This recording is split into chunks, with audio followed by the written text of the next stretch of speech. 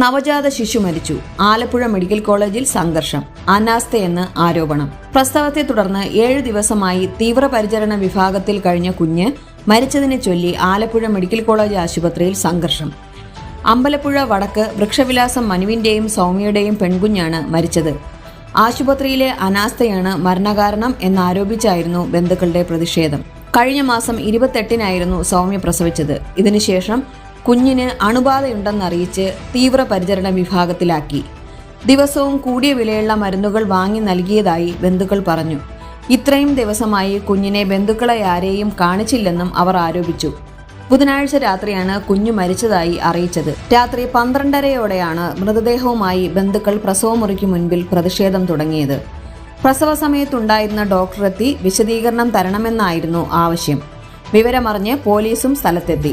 പുലർച്ചെ 1:15-ഓടെ ആശുപത്രി സൂപ്രണ്ടെത്തി ബന്ധുക്കളുമായി ചർച്ച നടത്തി. കുഞ്ഞിന്റെ മൃതദേഹം മോർച്ചറിയിലേക്ക് മാറ്റി. അവരുടെ കാര്യങ്ങൾ സംസാരിച്ചു. അപ്പോൾ അവർ പറഞ്ഞ് ഇന്ന് ഒരു പരാതി എഴുതി കൊടുക്കാൻ പറഞ്ഞിട്ടുണ്ട് സൂപ്രണ്ട്. പിന്നെ അമ്പലപ്പുഴ സ്റ്റേഷനിൽ വന്ന് നമ്മൾ അവിടെയും പരാതി കൊടുത്തിട്ടുണ്ട്. അപ്പോൾ ഇതിനെതിരെയുള്ള നടപടി എടുക്കാമെന്ന് പറഞ്ഞ് ഇനി എങ്ങനെയാവുമെന്ന് ഇനി വേറെ ആർക്കും വരാതിരിക്കാം. നമ്മുടെ പക്ഷെ എന്തായാലും മരിച്ചു. റേച്ചൽ മാഡമാണ്. സൗമ്യക്ക് എന്തെങ്കിലും ഇൻഫെക്ഷൻ ആയെന്ന് ഒരു ചെക്കപ്പ് നടത്തിയിട്ടില്ല. ഇപ്പം ഇത്ര ഇതായിട്ട് നമ്മൾ വാർഡിലാണേ പറയാം, നമ്മൾ വാർഡിലാണ്, നമ്മുടെ കുഴപ്പം കൊണ്ടാണ് കൊണ്ടുപോകുന്നത്. ഇത് കൊണ്ടുവന്നപ്പോൾ തന്നെ വാർഡിലോട്ട് മാറ്റുമെന്ന് പറഞ്ഞെങ്കിൽ ഇവർ മാറ്റിയില്ല.